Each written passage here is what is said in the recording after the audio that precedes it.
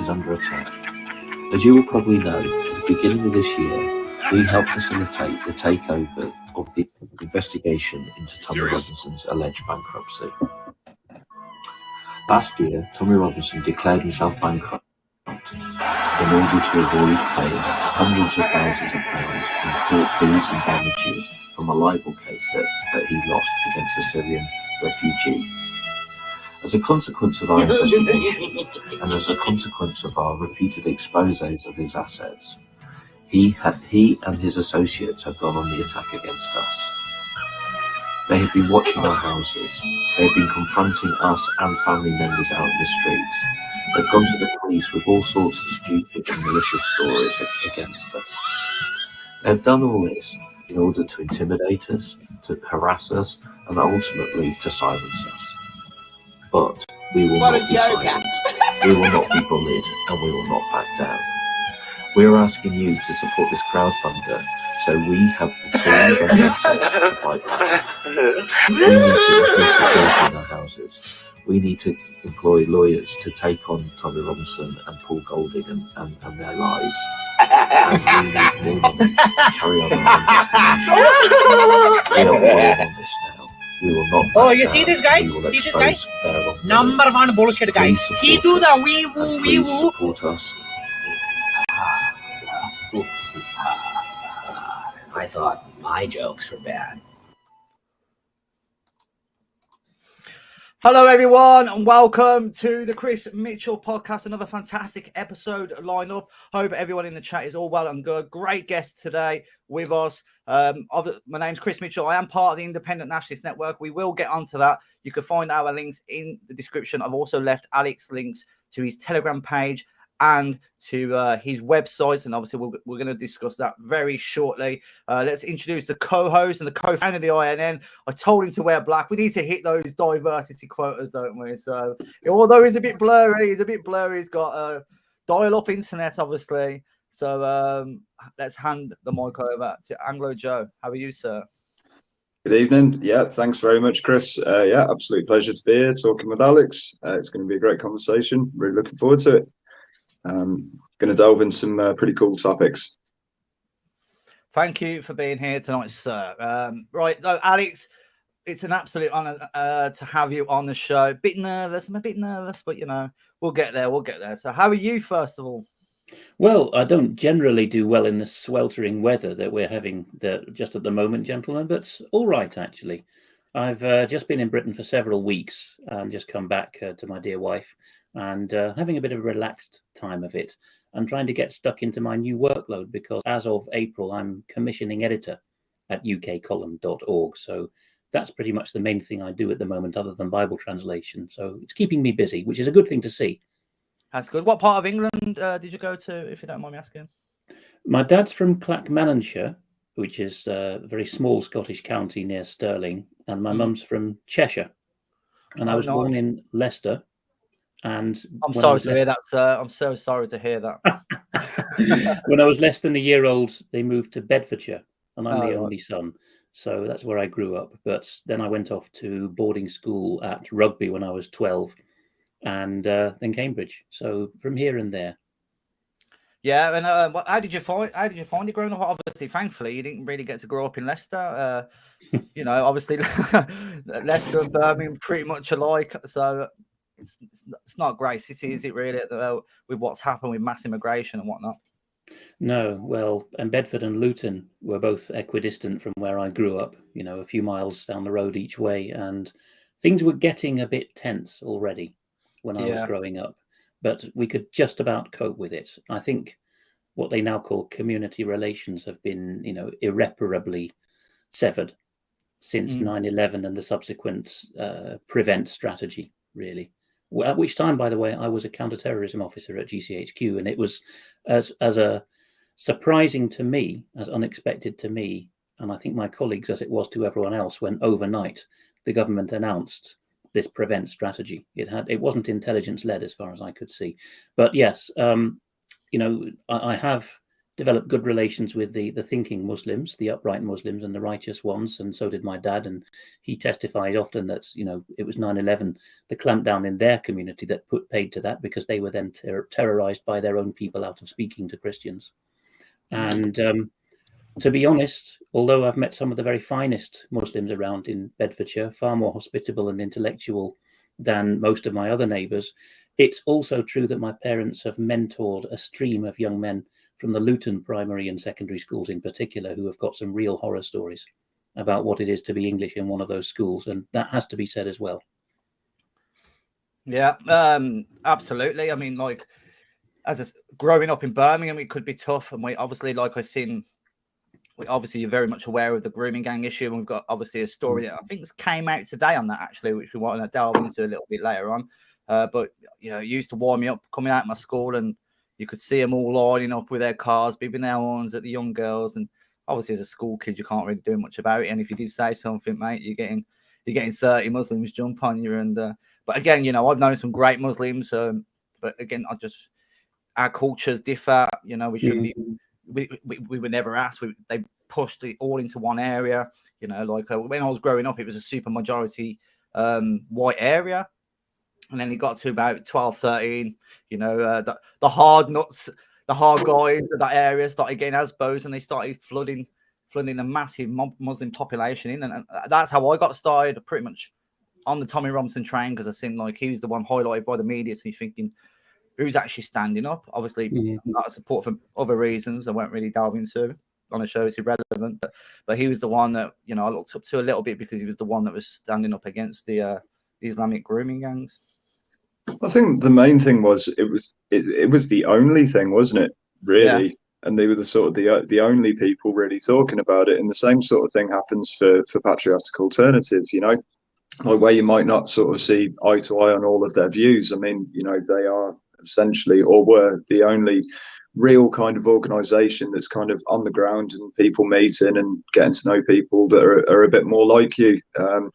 You know, it's and I think that it's a bit of a travesty, really, isn't it, that these sorts of things happen. You know, I think there should be a variation to your kind of where your feelings are with things, and the groups that are out there to sort of cater for you. And I guess that's why the INM was created in the first place. You know, to give that bit of a wider umbrella. You know, where you're not just going to get. You know, you're not going to come into our chat and just be demolished by everyone just because you don't understand something as thoroughly as someone else does. You know, if anything, really, we're there to kind of help people and most certainly sort of push away from this. I mean, I'm sure you're aware of it, Alex, but this whole Fed posting, you know, anonymity Fed posting thing, you know, it's very dangerous. You know, I've tried to be very vocal about this and tried to talk to people as much as possible. And sort of warn people away from doing these things, because I mean the amount of guys that are going to jail up and down the country just simply for making a comment on Facebook or Telegram, you know, and then that coupled in with owning a book that's available to anyone to own, immediately lands you in a 4-year sentence, you know, and that's the reality. It shouldn't if the jury knew what their role was. We're supposed to have, you know, the liberty and the safeguard in English law of the jury saying, I don't care what argument I've just heard, this is nonsense, I'm throwing it out. But these days they'll happily be directed by the judges. You know, that's the sad. But you not think it's also a numbers game, Alex? You know, because obviously a lot of the extremism and terrorism is coming from one community. Don't get me wrong, there's other criminality in all ethnic groups, but they need to even out the numbers. You know what I mean? Whereas it's look, it's not just the Muslims that are causing terrorism; it's white people as well. And we're seeing some strong sentences. Obviously, we've seen the National Action, whether you agree or disagree. Like both and leaders, Scottish Dawn, which I found a much more tenuous case. Really, they'd only just gone and taken the loud hailer around Alloa. In fact, the town where my father went to school many decades ago. But that's all they'd done when they got slapped with this disbandment order, wasn't it? Yeah. So, yeah. I mean, you touched on it briefly there with the whole prevent thing, and I think that is a big issue. It's, you know, because you have Hope Not Hate are now supplying their information to people like Prevent, which is you've essentially got a lefty grouping of people that are supplying information to a lefty government who hate, you know, any kind of dissident thought. and it's all controlled by the people who are on the complete opposite end of the spectrum to what we are. You know, just to have I a remember rational discussion. Yvette Cooper getting very aggressive, as she often does, in a House of Commons committee hearing with the YouTube and Google chiefs for Britain or for Europe, if you remember, a couple of years ago, saying, "I am so offended. I turn YouTube on and the algorithm suggests red ice to me." Do you remember that? Why haven't you banned like these that. little people? I think it happened to Tommy Robinson as well. When I think they took that to the House of Commons. House of Commons. Sorry. Yeah, I think it happened with Tommy Robinson's name. I think that's what led to his YouTube ban in the end. To be fair, because oh no, we've seen a Tommy Robinson video pop up in the suggestions. Yeah. Well, it works both ways, you know. UK column, we have a broad range of reporting, as I think you know, but one of the things we were the first on was vaccine damage, COVID vaccine damage. And I know people will say it's not a vaccine, let's just call it COVID jab damage.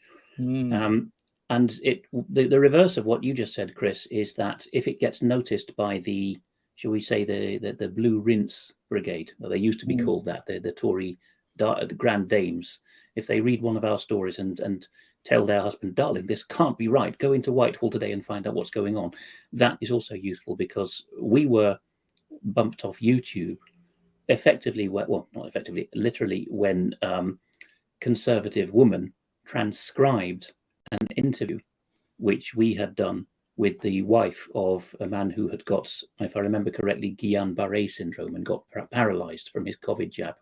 Wow. And it was when it was read by a site, when it was covered by a site that was read by at least the wives of some of the big decision makers, that we got squashed. Wow. Right. Of course, the Daily Mail picked up, if I'm not mistaken, the very same man's case, certainly the same symptom of COVID-19 jabs, just a matter of weeks later, and was not banned, of course. Well, yeah, I mean, we've seen this. We've seen a lot of cancellations, and you've got to look at the credits. You know, Matthew Letizia, probably like a really high-profile former footballer, like a legend in the game.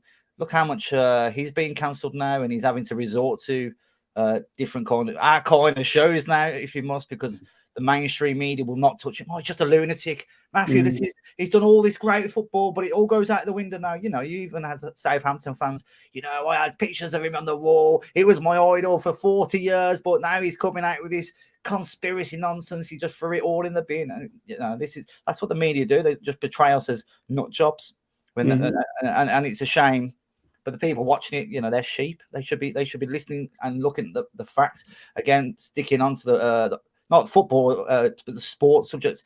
How many high level of professionals have been collapsing over, over the jab? Do you know what I mean? It's just unheard of. Like you might get the odd one that might collapse and have a cardiac arrest, but it was like a sudden, you know, is it just a coincidence that loads and loads of sports people, from tennis players to basketball players to footballers to American footballers, sports across the whole globe, if some people call it flat, if there is anyone watching calls it flat, on the flat earth, just collapsing with the same issues, same heart problems, cardiac arrest, etc.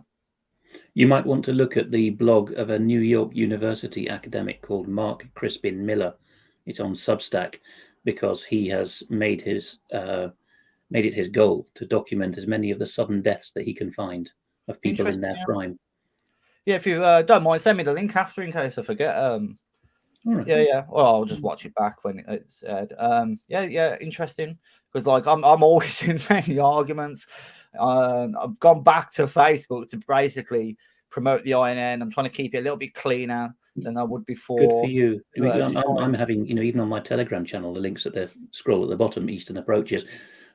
I've tried to shape it very explicitly to be a thinker's channel. You know, and as I say in the channel description, it's geopolitics, Christianity, education, constitution, and yet not every day, but as it happens, I had two today. People swearing at each other, and they would regard themselves as intellectually and socially superior, you know, but they're not above it. And, you know, having a go, I lay it on, I put pinned posts in, and regularly I remind people, don't swear at each other, you'll get banned, but they still do it. Well, they say swearing is the lowest form of vocabulary, isn't it? It is, and people resort to it when they get really stressed out, don't they? But good for you as well to have called yourselves Independent Nationalist Network. Now, I don't want to sort of insinuate anything here, but are you, with that choice of name, saying we want to do things a bit differently from previous nationalist get-togethers? Absolutely. Go on, Joe. You take the reins on this. You were the co-founder. Oh, sorry, Chris. I didn't mean to. I just no. I'm asking you. You took the reins. That's a good question. Yeah, I mean, in both, well, in many aspects, really. We really wanted the independent being in there. It's actually in our founding principles that we remain independent, that we never work for anyone. We'll work with other organisations and with other individuals, but we'll never be overshadowed by anyone. That's the whole idea of the INN, is really to be that shadow for other people from other organisations to be able to come into the INN, and then other people from other groups come into the INN and have rational discussion. And if I can put someone in touch with someone else who can help them out, design a website or anything like that, that's kind of the idea behind it. It also goes, I'll answer your question first with the independent side. Yes, it is to be something different. We want to create a nationalist organisation that is free from donations, because we hate donations, and it's just really cringe asking for money all the time, and it's not necessary. Waves of nationalists, in so many waves of nationalists in Britain and elsewhere, have come to ruin, come to grief when they've had one of their top guys accused of having his hand in the till. Yeah, exactly. And you only need an accusation, and it doesn't even have to have any weight behind it. But as soon as it's out there, you're dealing with all kinds of drama that you just don't want to be dealing with.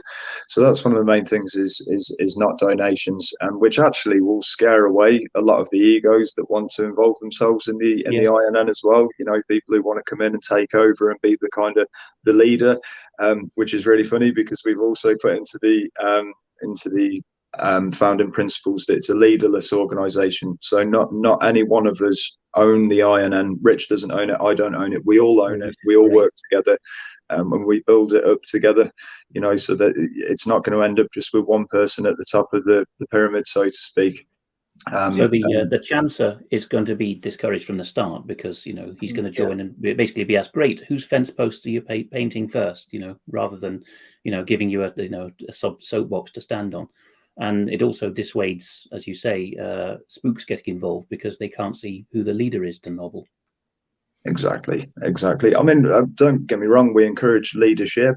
We encourage people sort of taking the reins, and if you feel that you would like to, I don't know, run a history meet or something, you're a bit passionate about history, well, we encourage you to just go ahead and start that project, and we'll do whatever we can to help you along the way with that. It just kind of makes sense. I just don't see why this hasn't been made sort of 10 years ago, to be honest with you. I think we've been in a much better position. But it's built on honesty, isn't it, and integrity, which unfortunately is a little bit lacking with a lot of nationalism, really. It needs this grassroots movement to really get people pulled back together, because essentially what we're missing is the community spirit, isn't it? You were talking a lot on PWR with Mark, and I picked up on a lot of it, and you actually displayed things in a way that I hadn't even really thought of before, to be honest with you. It's just a different kind of mindset, which I wish we'd have had a bit of a better conversation before doing this stream, to be honest with you, because I would have liked to have sort of just spoken to you about a few other things. But yeah, I think it's great, and I feel like there's a lot of where we're coming from with the INN. When I go through your website and your topic section, I go through, and I've got to be honest, when I did go through it and had a look at a few of the articles, I was really excited, because they're all really big issues and topics that are important to me, and I think are important to our country and everything else. So I really recommend anybody in any of our circles to use the UK column as their sort of go-to news preference, really, because it's brilliant. It's really good. I wish I'd found it sooner. What do you think, Chris? Yeah, I mean, I can only echo what you just said. He pretty spot on, but it also gives us a chance, because you do see some other organisations, like, it's all about us. It's all about our organisation. Forget about helping anyone else. It's about promoting ourselves. Whereas I think now we're in a position. You've seen a bit of the show last night, didn't you, Alex?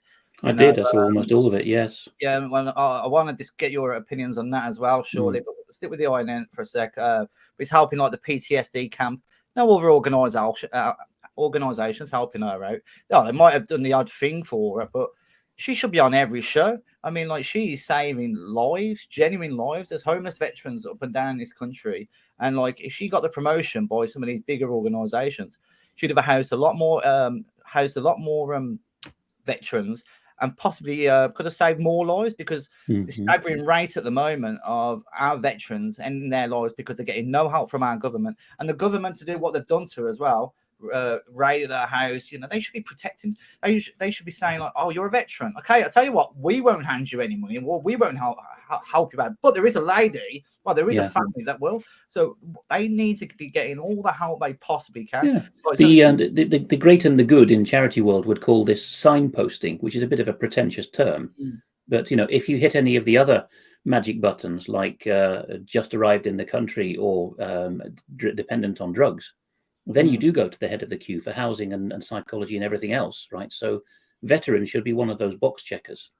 Yeah, absolutely. I mean, they went, they've obviously got they've got PTSD for a reason, because they've seen their fellow, I'm not even going to say colleagues, best friends, probably best friends, like, get blown up next to them, or lose their legs. Let's cut to the chase. Brian Gerrish has spoken to some, I don't think directly, but to a reliable source who's spoken to some Royal Marines who were counselled by the official military psychos, the counsellors, when they said we have PTSD, they were told, well, you could commit suicide, that's one solution. Wow. Whoa. Wow. I don't have chapter and verse, but I remember that clearly from a couple of years ago. Jaw dropping. That is shocking. And they wonder why male suicide is through the roof, Well, this gets us on to, it's not popular even on the whole of my channel, but I do say it occasionally, the doctrine of the useless man, the man who's expected not really to have any feelings. And that another strand of what's gone wrong with our society at a very deep level is the deliberate programming of the family courts to allow the theft of children and the unpeopling of fathers.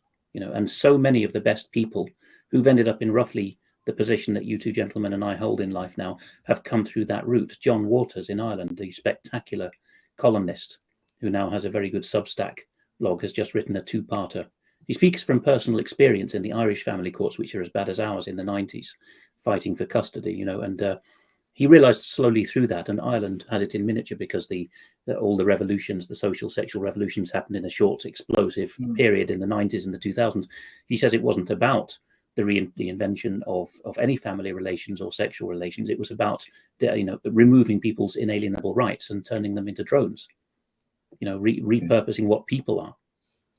It's soul destroying. So, in fact, personally, one of the moments I had my awakening, as it were, was sitting on a park bench in Cheltenham when I was still at GCHQ one sunny day, a bit like today, and having this drunken guy sidle up and sit on the other end of the bench with a can of beer in his hand, and he asked me for a bit of money, and then he sort of looked at me and actually said, some guys would have just thought it, but he said, "Aren't you going to tell me to F off?" I said, well, why should I? You tell me how you got in this situation. So he did, and like so many of them, I don't think he was a veteran, but he'd ended up homeless, and there was this unbearable pain at lack of access to his children after a divorce, right? Well, so that's it. I mean, like, sorry. Yeah, just to say that's like so many people have realised that first. And although I don't have any children myself, I was from my undergraduate years onwards very exercised by the state stealing children. Before I had any inkling that the bottom of that rabbit hole is stealing them to order for abuse, or psychos and abusers cooperating to have as many children as possible placed with abusers. I didn't suspect that then. I just thought it was men and children being regarded as unpeople and as property of feminists. But there's a lot more to it than that, as it turns out.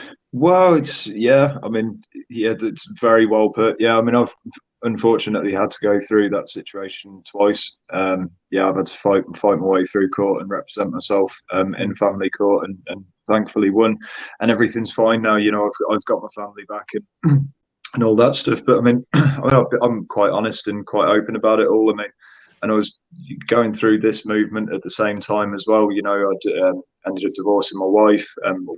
She left me. So it was all pretty bad. Stopped me seeing my kid and things. And it led me to what I would call essentially, a nervous breakdown.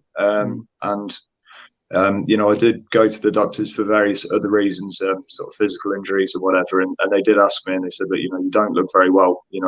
Is there anything we can help with? And honestly, my answer was no, thank you. I'll get myself diet, exercise, and good living, and I'll be okay. Give me a year, and I'll be fine. You know, I've got my friends around me. I eat well, you know, and I treat myself well. And look, you know, 2 years later, I'm good as gold. You know, I'm through it. It's all fine. You know, not a problem. But yeah, I mean, I could have gone down the route of, you know, getting on serotonin and what's it called? SSRIs, yeah. Yeah, you know, the sort of the usual suspects. But I mean, that was the first thing that they offered me. You know, they were sort of, oh, you know, we can sort of get you on a course of antidepressants, and you know, you'll be right as rain in a few months. No, no, it was the first thing they offered. You know, no counselling. Come off them at the end of the day, haven't you? The antidepressants, and you're going to be hooked on the antidepressants. So I don't avoid taking antidepressant. But if there is anyone watching the show that is struggling with mental health, turn to your family, turn to your friends, email Alex or message Alex. I'm sure he can help. Email me or Joe. We've all been through our stuff, but as Joe said, you can get through it through exercising. I highly recommend meditation, yoga.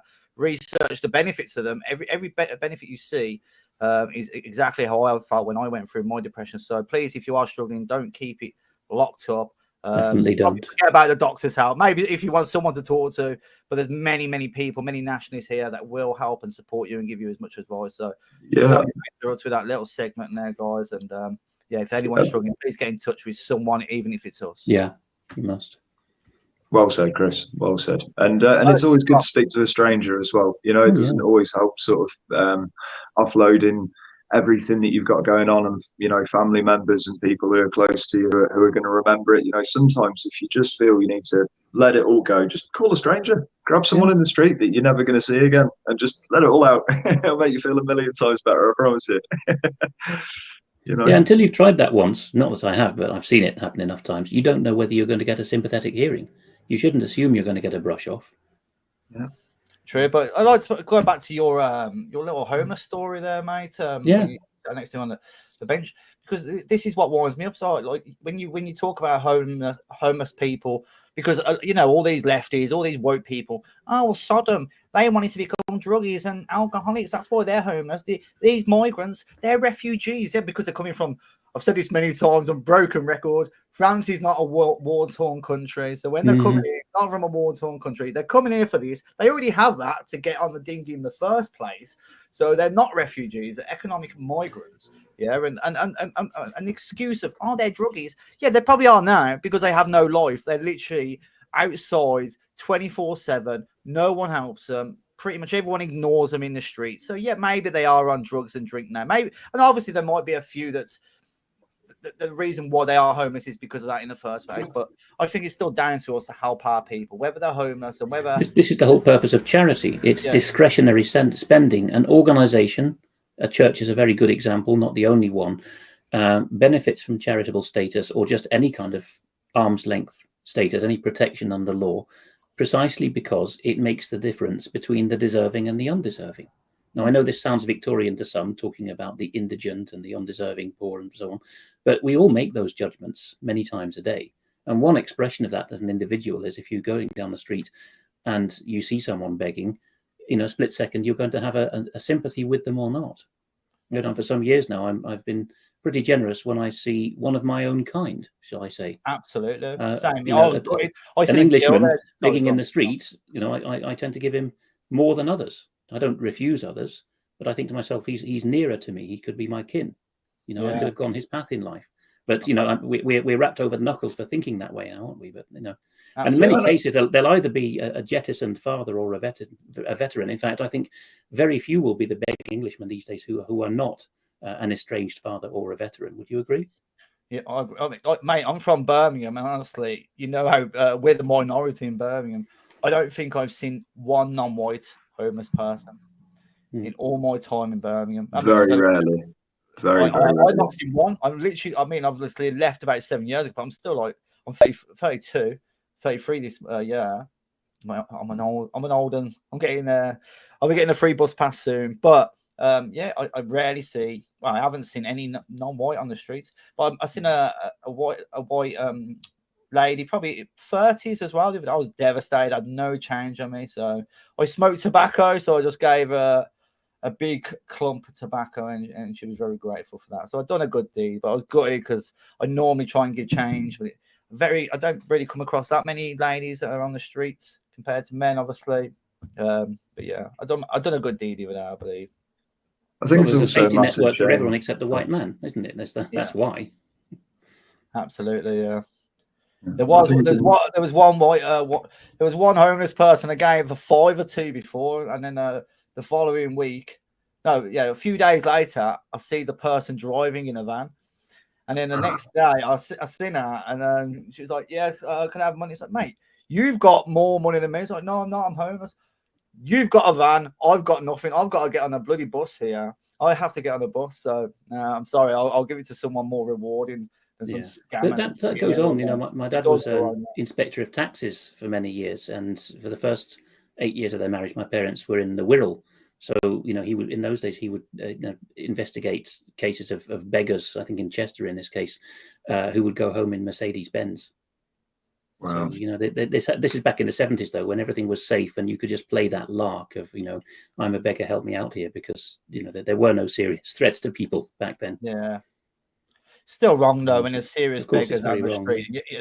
That person's taking money away from someone that genuinely deserves it. And then obviously if someone might have done what I've done, found out and thought, you know what, I'm never going to help any homeless people ever again because of that woman or that bloke just stole from me, and it already has like a car, like a Mercedes or whatever, and that might put people off. So it's wrong. It is wrong.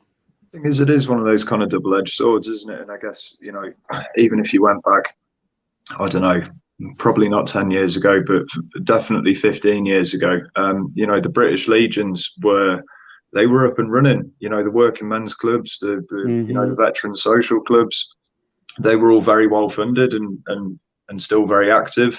And I think a lot of these vets used to end up in these kind of social clubs, and I think that's where they found their support network from. Yeah. I mean, even around here, I mean, there's three British Legions that I know of that have all been demolished in the past couple of years.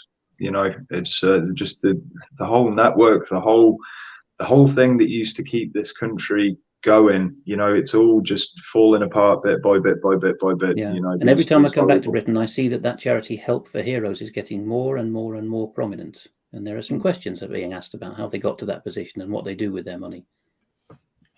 I haven't delved into that though, to be fair. So there is a lot of money going into that as well. There is a lot of money, yeah.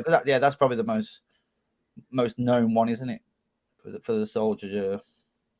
They're not the most known shady pasts. Sorry, while we're speaking shady pasts, I should remember that as you started out with that Nick, what's his name from Hope Not Hate, Lowell, that's his name. Yes, nothing to do with him personally, but you want maybe to look at an ITV documentary about Red Action from the 1990s. Red Action is a group of idealistic and quite savage white Marxists operating in England in the 90s who, it is argued in that ITV documentary, offered themselves up to the IRA as lily whites, otherwise known as clean hands, clean skins, to bomb Warrington in 1993.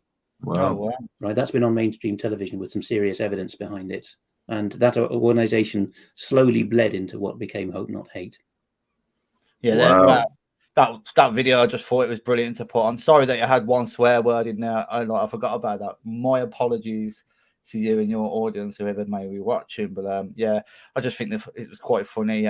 They targeted me, they've targeted Joe, they've wrote loads of lies about us, and and they try and destroy lives on a daily basis, don't they? Yeah, they do. So, like for now, I mean, I don't endorse Tommy Robinson and Paul Golding, but if they've got evidence to go at them, and to see them now like crying in their cameras, begging for cash while they all label every one of us, they're only in it for money. They're well sourced anyway. I don't even know why they're asking for money. They're in every article every hit piece that's done on nationalist organisations or civic nationalist organisation. They're always involved. They always have a say. So I'm sure they can afford the solicitors themselves without begging for cash. You'd think so. Right, I just want to go to the GCHQ. That's it, right? What made you go for this position? And what made you go for this position? We'll do it now. Well, people's idea of what they could become in life is in large measure determined by their upbringing or the kind of parents they had, isn't it? And you've got many people who are brought up, for example, in entrepreneurial households who just, by default rule out anything that isn't starting a business because that's the only thing they've seen mum and dad and other relatives doing. And in my case, especially as I'm an only son, I was rather attuned to what my parents were doing, and they were both in different branches of public service, although they changed from one job to the other down the years, but it was all largely public service, the public sector. Yeah. So it was just an assumption on my part that whatever was the noblest thing in that branch of the economy if society is what I would go for. And I always had an aptitude for languages, and I came back after my Cambridge degree, which was in obscure languages. I came back from the former Soviet Union with 2 former Soviet languages, and Mum said, "Have you seen that GCHQ are recruiting?" I'd vaguely heard of them, not more than that, but I thought, well, obviously these are the pinnacle people for my skills. And I had a strong ethos of serving the Crown as well. But I did tell the vetting officer when I joined in 2001 that I wouldn't serve under a King Charles. I could see things were going the wrong way, and that Charles wouldn't be worthy of the coronation oath when the time came, which time is probably very near now. He's proven he won't live up to it. But it was, it was the noblest thing I could think of doing. And I didn't go in the least naively, because both my parents had enough warnings about what really went on in public service and how the conscientious didn't get to the top. I knew that, and I did have bouts of, I will say, depression, although it wasn't clinically diagnosed, towards the end of that time, out of utter frustration with what was going on. And that wasn't rare, particularly for the linguists I've discovered. But can I ask you what frustration that was going on? I mean, I'm sure we probably know, but just for you to confirm. There's a lot of, I don't think it will have got any better since, probably worse, but there's a lot of make work schemes, right? So as in any civil service department, when a minister visits or whatever, you're going to have the head of section saying, "Look busy, guys, or we'll lose our funding," or there'll be questions asked. Oh, I understand that. Nevertheless, it got my goat that when there were times when a target, whether it was a state target or a non-state target, such as a terrorist group, was known to be not up to much, or we had got to the bottom of what they were up to for a while, if they were politically sexy, we were still expected to throw lots of people on that effort, just so that the minister could come around and say, "Oh yes, all these little heads at desks working on that target, jolly good." Yeah. And in 2005, I got a twofer, a double whammy, because you'll well remember I don't know how old you were at the time, because you're quite a young thing, but the 7th of July 2005. Yes. Yeah, so you're well aware of what went on. And a fortnight later, of course, there were the failed alleged attempts to bomb London in the same manner, and that was the day when Jean-Charles Jimenez was killed under the infamous command of the now former commissioner of the Met, Cressida Dick. And that was the summer that things changed for me, because from the spring that year, I had been on shifts for an Afghanistan Special Forces operation doing geolocation, and in the summer of that year, they put me on the team, not for the response to 7/7, but for the response to 21/7. So the days of the day when the ripcords failed to go off and when Jimenez was shot. So put on those targets. And they had me on shifts basically from, I think it was March 05, I went into that Afghan operation. And then from July straight onto that CT operation for domestic stuff through to November, for goodness sake. Wow. So random shifts, a week of lates, a week of earlies, a week of nights. And we had sod all to do. Well, I would say now that, and I would say this of 7/7 as well. Now I've looked into Muad'Dib's research and others, that there wasn't a signals intelligence trail, precisely because the guys were patsies like all the others, and they had been told, right, do your patriotic duty, and we're doing a dry run, it's a drill, yeah, and then they were turned into patsies. That's what I would believe now.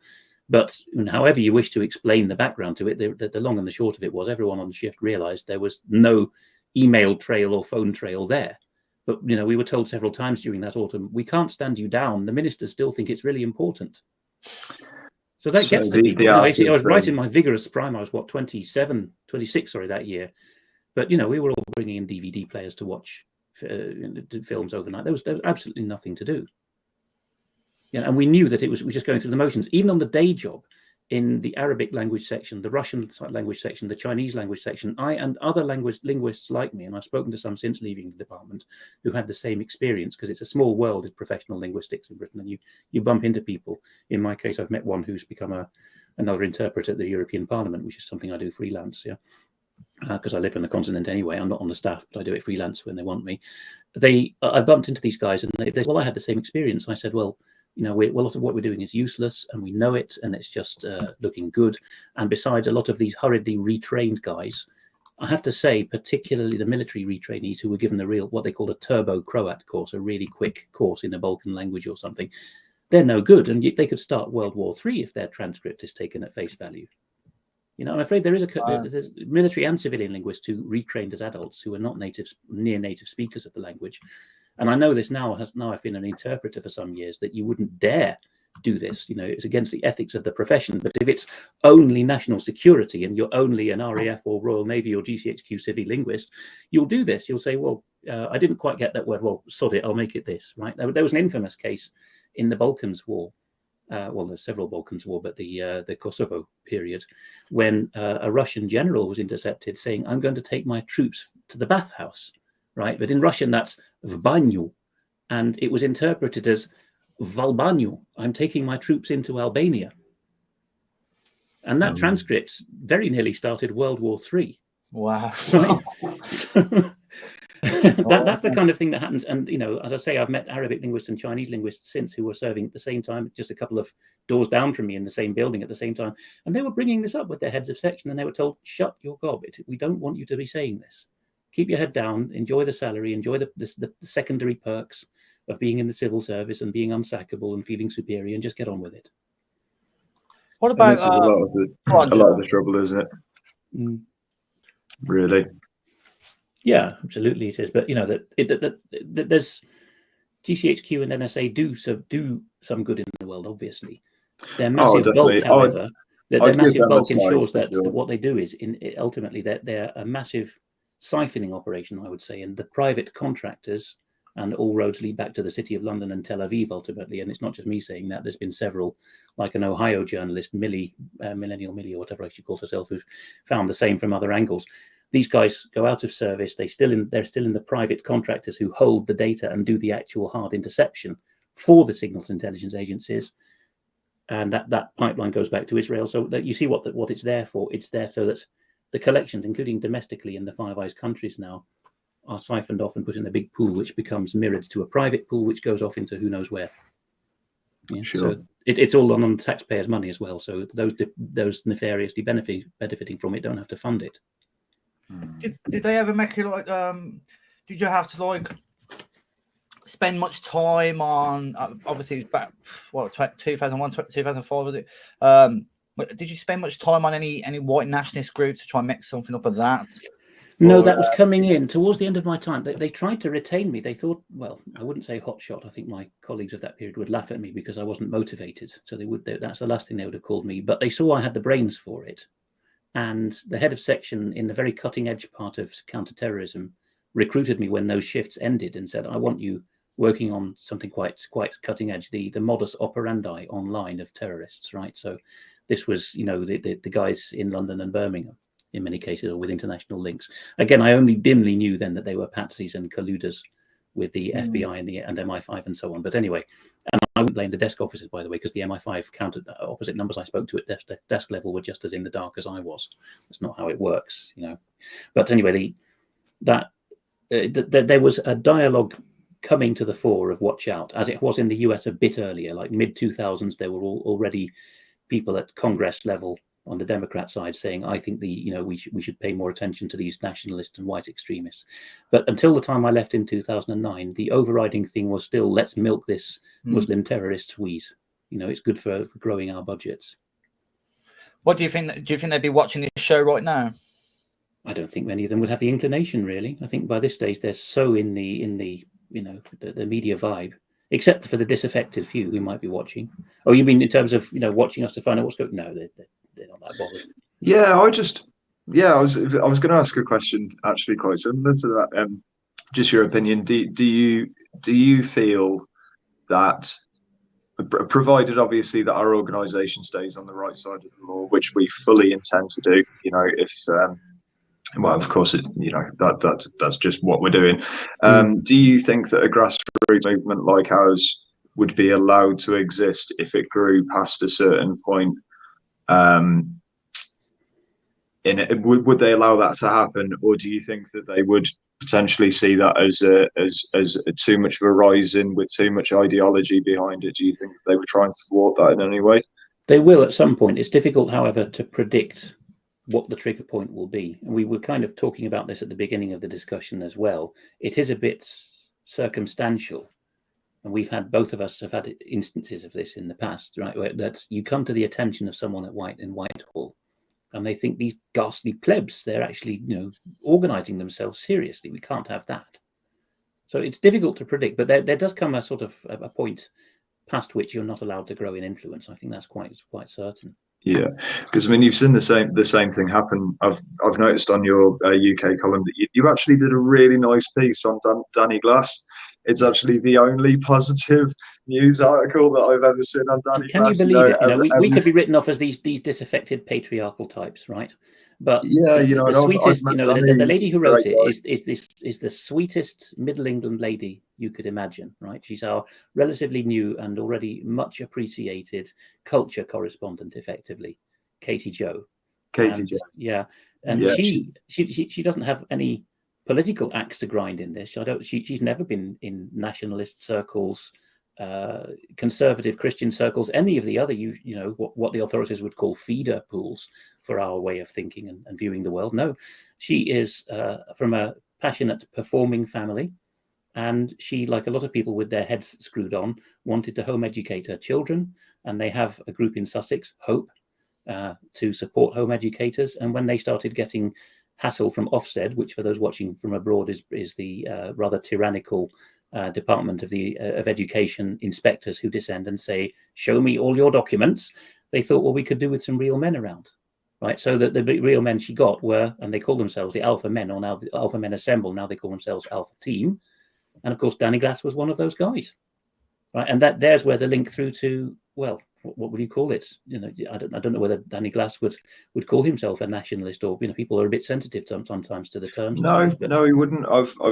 spoken. I mean, I prefer Danny sort of speak his own views, really. But I mean, from what I gather, no. I mean, he's a veteran, so he cares about his people. He cares about his country. He's very anti-racist. He doesn't like that kind of differentiating people by skin color and stuff, which I totally understand and get. But then there is a lot of overlap on the things that we do agree with, and that's kind of where me and Danny have become quite close, and we've been offering our help to the Alpha Men, but also making it very clear that we are the nationalists, and we're offering our help to Danny because we agree with what he's saying, not necessarily the other way around. Does that make sense? And we're okay with that. We're not in or involved with the Alpha Team or Hope in any way to try and encourage people to be nationalists. We just want to help them out because what they're doing is amazing. We're not a big fan of the drag queen story hour. They're not a big fan of it either. I don't think anyone's a big fan of it. So that's something that we can agree on. Yeah. And if people go to ukcolumn.org and use the search function, the magnifying glass, if you type in drag queen, we have some pieces by Dr. Bruce Scott about that. So actually, Chris, I don't know whether we can do this live and put on screen one of our articles, but you might at least want, if you can't do that, you might at least want to read out a relevant bit. It's still on the homepage of ukcolumn.org. If you want to pull up the article on Danny Glass by Katie Jo Murphy. Let's have a little look. Because there's a significant overlap while you're looking for it. The overlap is, in both cases, a veteran. Here we are. He's given the runaround, and much more than that. He's given an absolute horrendous time by a bunch of coppers who turn out, on the face of it, to be patently unlawful in what they're doing, and to know that they've got no legs to stand on. And they like to put out that they're counter-terrorism, but they're probably just a clique within the regular local constabulary, from what we can work out. If you want to scroll down a bit, Chris, there is a comment by a new source of ours, who's actually writing for us now, Charles Mallet, who resigned on principle from Gloucestershire Constabulary last year after a stellar background in the, if I'm not mistaken, the Household Cavalry for part of his career, a distinguished officer, and I think he was a deputy equerry to Her Majesty for a while.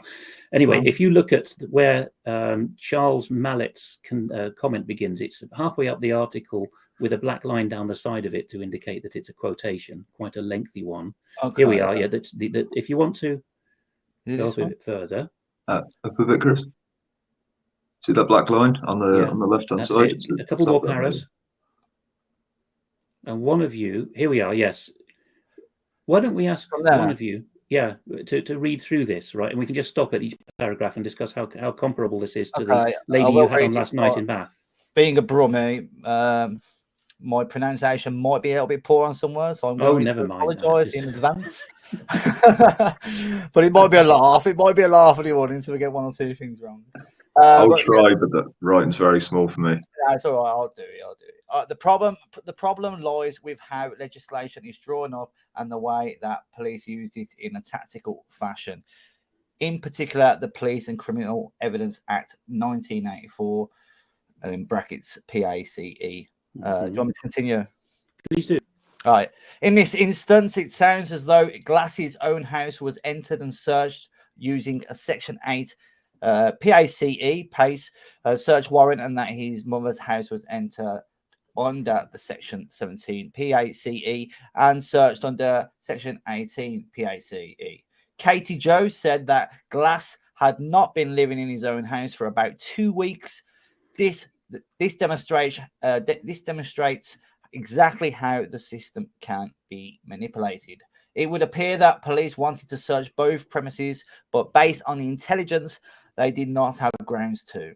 Therefore, the warrant is applied for on the premises that Glass does own or control his own house, which need not be occupied at the time of executing the warrant.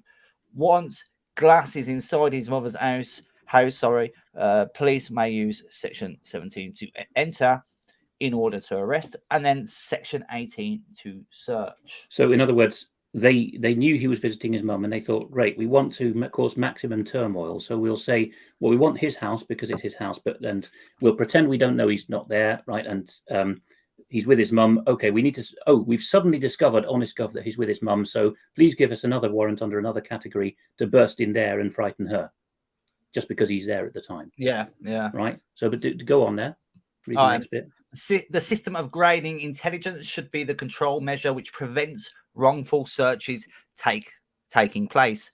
But the system is vulnerable here to, in Glass's case, he will be considered as a perfectly legitimate target by police because of his position on the so-called vaccines and on the conduct of the UK government. Here we come to it, right? If you're a veteran doing something in society, that's enough for the warrant to be waved under the nose of the relevant signatory. And, this guy's a real threat in a way that, well, you'll see in a moment, Charles Mallet says would never be done to an environmental campaigner or an animal campaigner.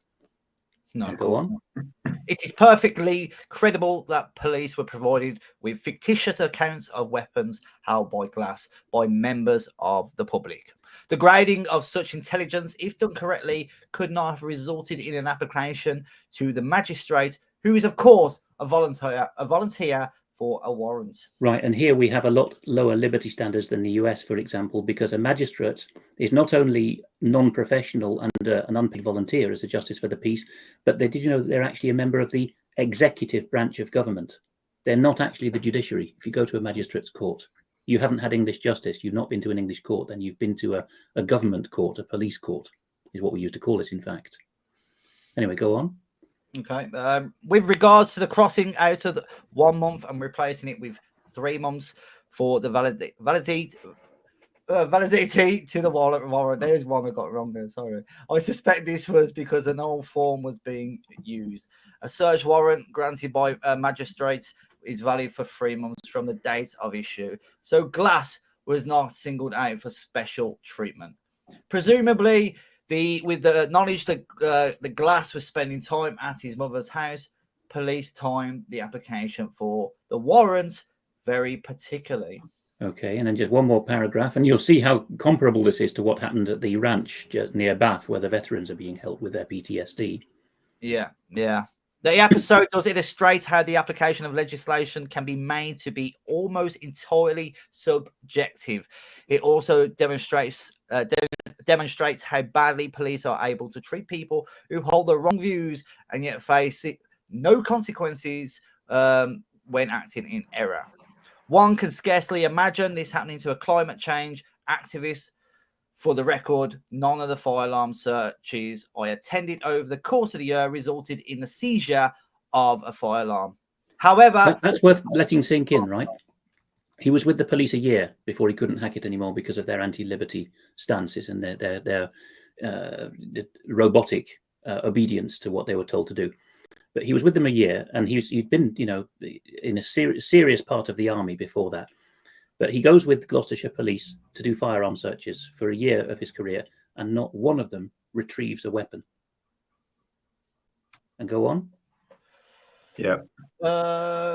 However, I'm there anyway. However, the supposed offender was always well known to police, and this is simply part of the pointless pattern of disrupting the activities of usually minor criminals. With this in mind, there was no chance that Glass would be asked to attend a voluntary interview. So, as with, is the lady's name Jo that you spoke to last night?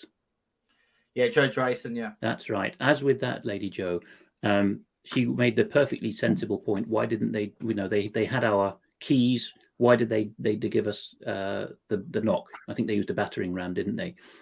Well, this is the point, is because not just in the political cases where someone's being punished for wrong thing, but in all cases now where a county constabulary goes and raids people, they regard it as a par for the course way of disrupting tow rags. Yeah. They don't think, how can we most effectively retrieve the information or search the premises?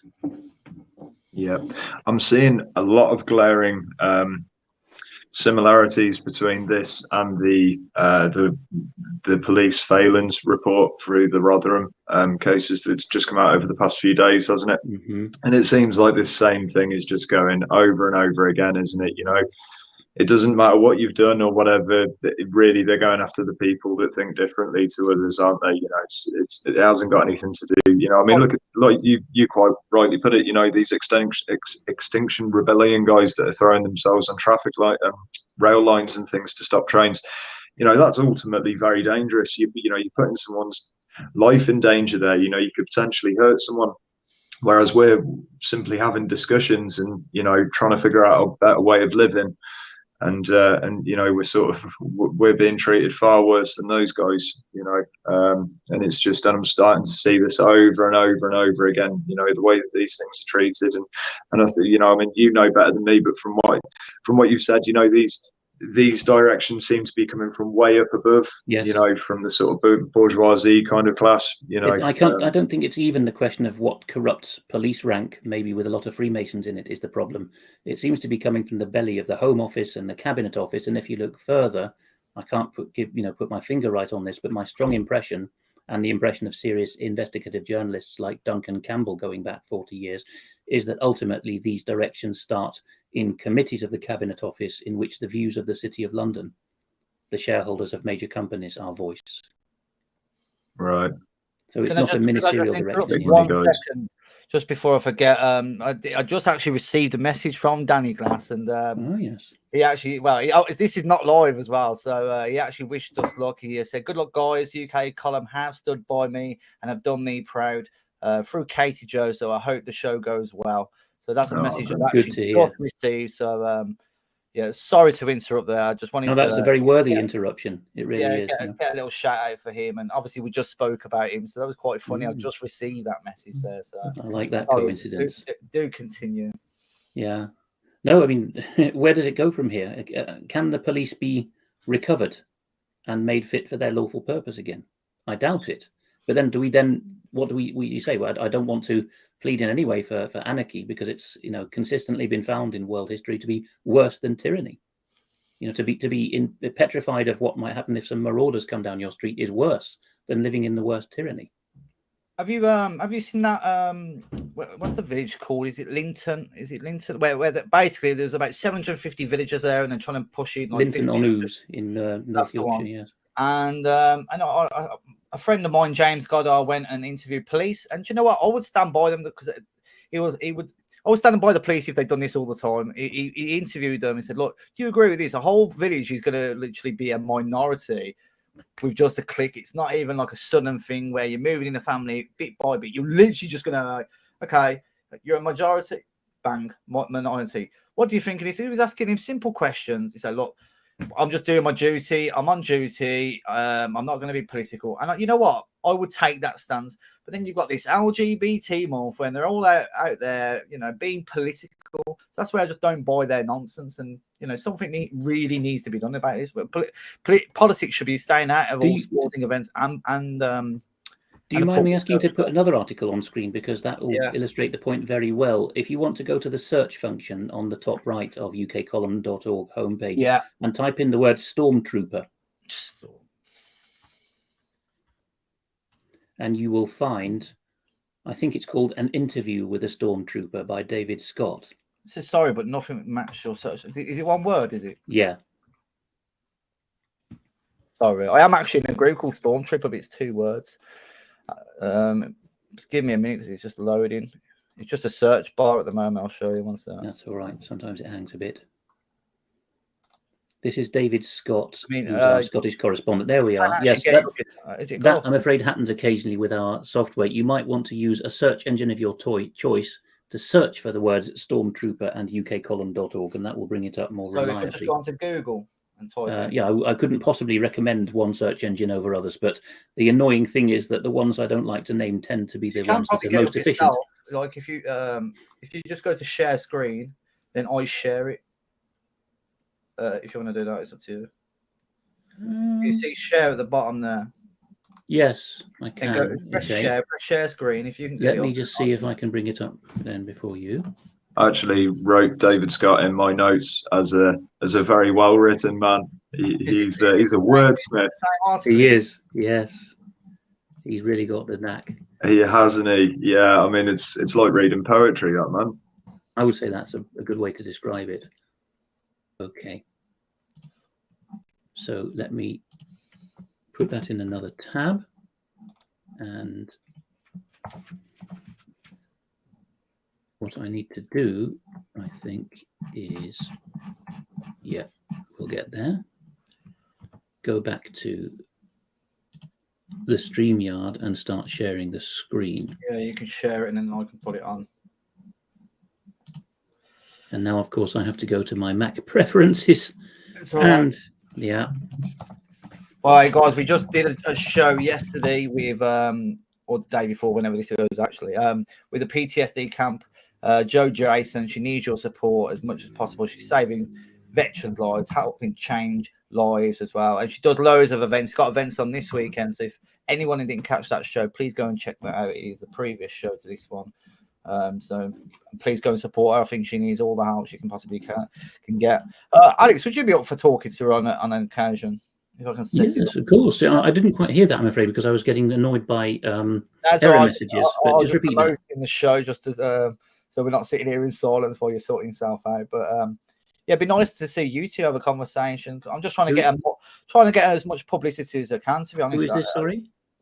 Jo Jason, the PTSD camp leader. Yes, absolutely. I'm very much open for that. I've been talking to Trooper Craig Bullman as well. And I feel a bit guilty that I haven't been able to do more with following his leads, because he's very tied in to assisting veterans in need. So I intend to do more. So whether it's on your platform or ours, I definitely do want to talk to Joe. I'm afraid the thing that was annoying me is I would have to close my browser and therefore lose this stream in order to share. Find it.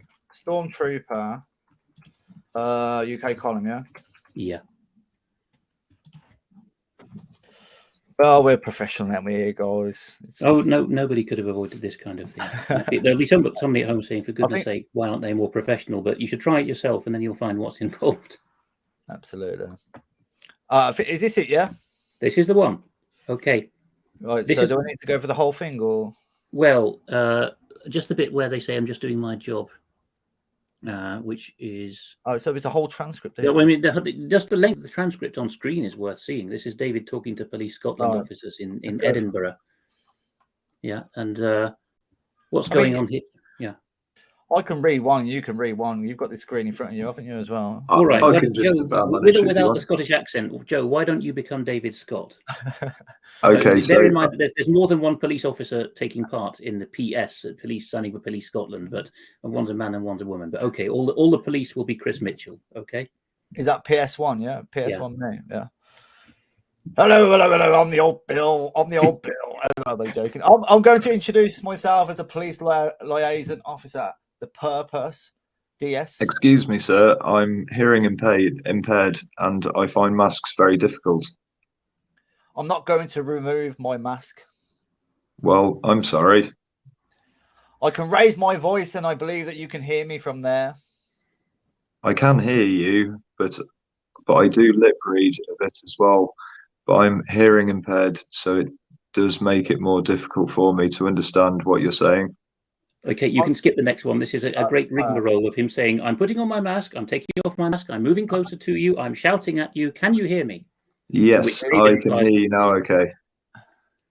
So the purpose of me being here today is a police liaison officer, and I'm here to inform you that any gathering today, any assembly of people, and I assume I may be wrong here, but I'm going to ask you, what's your intention? Why are you here today? I'm sorry, sir. I don't want to have a conversation with you. I said, why are you here? I don't wish to have a conversation with you, very politely. You don't wish to have a conversation. Well, I inform you just to give you information that may be necessary or useful for you to make a decision as to your intention from this point onwards, that any gathering of any kind, any assembly of people in terms of protest or whatever, it's not allowed at the moment because we are currently, and I'm sure you are aware, in tier 4, a lockdown situation. That means that people are not allowed to assemble. The reason being that it's being seen by experts to be dangerous to public health. Anybody that is in contravention of that. Unless you BLM. I'm sorry, sir. I'm here to be a human being. You've come across and you're starting to threaten me with action. This is not right, sir. I haven't finished my sentence. I've not threatened you with anything. Well, I think that's the way it's going, and we are all human beings, sir. We are all equal, and go up a bit, mate. No worries. We're all equal in common law jurisdiction. It's a beautiful day. We're outside. You must realise the threat that you're claiming to change all of our rights. All of our rights is tiny. Sorry, this writing is so small, guys. I'm really struggling. Do you know, sir? You can open this no, just bear with me one moment. All right, you can open it up on your own page and read it like that if that's better. I'll take over and be David. Okay, you go on, Chris. I haven't said that at all because you haven't let me finish. I have not. I will repeat, I have not finished. You finish. So my advice was that anybody assembling in order to protest today in a group is in contravention of the current restrictions linked to the coronavirus, okay, under the Health Protection Coronavirus Scotland Act of 2020, and therefore... But these are unlawful. I am giving you advice that if you were here, and I'm just saying, if you were here in that intention, you are liable. You will be given a fixed penalty notice. You're now threatening me, sir. This is threatening. I'm not threatening you. I'm giving you advice. Oh, look, it's a beautiful day. It's sunny. I don't dispute that. I don't dispute you being a human being. I am giving you advice so that you can decide. Now, I'm going to give you some advice, sir, because we're all equal in a common law jurisdiction. Do you believe that? Carry on. Do you believe that we are all equal in a common law jurisdiction? I don't know what your point is, sir. I'm allowing you to finish your point. I'm trying to establish a point where we can have... Because you already asked me whether I believe you to be a human being. There's no doubt about that at all, or doubt at all about that. How are you going to finish your point? It's a very simple question, sir. Do you believe we are all equal in a common law jurisdiction? I'm not going to get into a debate at all whatsoever. I have told you in relation to coronavirus health protection. Well, okay, if you're not going to debate, I will tell you something. No, I am now going to withdraw because I find it intimidating. Yeah, you're intimidating. That you're actually going to try and negotiate with me about something. I don't wish to negotiate with you about anything, sir. I don't wish to enter into any contract with you. I don't wish to negotiate. Can I ask you another question? I don't want to answer your question. I'm asking you a reasonable question. Where did you travel from? I'm not going to answer your question. Right, I'm going to withdraw now. I have taught you. I've given you information about coronavirus. And now you're refusing to listen to my points. You say that you're not going to debate. I think, sir, that you're trying to provoke a reaction. I'm not going to provoke a reaction. The last thing I want is to provoke a reaction. Look, you've got weapons and lots of people. Why would I want to provoke a reaction? I'm a peaceful man. I'm here peacefully, law-abiding. Woman. I think my colleague has already advised you. I understand your position, but here's the problem. There is a thing called the law. You're meant to be part of an organization to uphold the law, and yet here people are wanting to behave lawfully, and then you're coming and threatening them. This is not right. You shouldn't be asked to do this. Let me finish, sir. No, you keep interrupting me. Please let me finish. We're equal in a common law jurisdiction. I listened to you. You should listen to me. That's how we get along. Right. We're in a situation where the state is telling us our rights no longer exist, and they're saying coronavirus. But if you've looked at the figures, sir, you will know that the all-cause mortality in 2020 was normal. And that's not for us to discuss with you. But that's for the people to decide. That's for the people to be able to have an opinion on. There's not the right to assemble is a qualified right, and that has been suspended because of health concerns with medical science and medical experts. Some medical science, some medical experts. You can dispute that. You can dispute that as much as you like. Freedom of expression has not been suspended, so you could express yourself online. Ha ha ha ha ha. What has been decided is that to actually gather in numbers, to assemble, and in terms of a protest, a demonstration is dangerous to public health. Now, somebody else has decided that, and I'm the agent of. No, it's not. Well, you can dispute that, and you can do that online, but in a group to do that has been deemed. Well, this is the thing, because this is an important point. So my purpose today is to inform you that the police policy on that would be to give you a fixed penalty notice if you disregard that. But no, this is threatening. And whether you decide that is you've got two VATs there, is that right? And you decide that information is threatening. You are now threatening me. It's not my purpose to do that. I'm here to inform you. No, you're not. Okay, so I've given you the information. Whether you decide that information is threatening or not, it's up to you. Well, you see, this is what brings the police into disrepute. It destroys your relationship with the public. That's your opinion, but I can't alter that. I cannot alter that. But you police by consent. Do you believe that, woman? Yes. Do you believe that you're a citizen in uniform, man? It would be naive to. Do you believe that we're all equal in a common law jurisdiction? That you're only engaged, woman? Oh, I've got to go about this woman. There's a few women now coming up. What you need to understand, sir, is that there's other people that have a completely polar opinion to yourself, and you need to respect that. We need to respect that. But I do. I'm not trying to fine anybody. Oh, sorry. I'm trying to take it serious. In the parameters of the law. No, a statute. You're working against the law. The law says, man. Inaudible comment about statute and law. I know that the majority of people believe that. The instruction from our chief constable. I'm sorry, I can't hear what you're saying. Well, I'll speak for you. We're working within the current parameters of air quotes the law. Statute, regulations. From the chief constable and from the government. That's all we can work with. Yes. My colleague has explained very clearly what the steps are. And if you are here together to assemble, that is a qualified right that's covered by legislation. A qualified right? Where there is a public health issue. There is no public health issue. In your opinion? No, in the statistics given by your government. Right, so we're going to withdraw. You obviously don't want to talk to us. You just want to get... I was sitting there minding my own business. Well, we're aware that there's currently this anti-lockdown gathering meant to be... I'm sounding American now, by the way. I think I'm going off track a little bit here. Meant to Sounding a bit be like a drag queen, actually. Great. organised and meant to have a bit of talking place. And that's why we came across to engage with you. Okay, that's the end of it. You've been informed. That's the end of it. That's not the end of it. It might not be the end of it, but this is the end of our conversation because you're not listening to me. No, you're not listening to me. Sounds I like heard what you my old said. relationship. This does. I just never listen to her. But I heard what you said, and I'm saying that the basis of our rights has been removed by the state, and the state points to a health risk, but the state's own statistics say there's no health risk, so that's a lie. and that's for me. And that's for me too. No, you keep interrupting me. I listened to you. Just listen. It's polite. It's one human being to another. We're all equal in a common law jurisdiction. Carry on, but you're trying to get me to agree with your opinion, which I cannot do.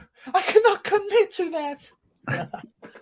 I can see now why you're taking an American train twang. Well, I'm so it would be your sorry. job. I'm having fun. I'm having a bit of It fun. would be your job. Very If honest. you agree with me, they'll sack you.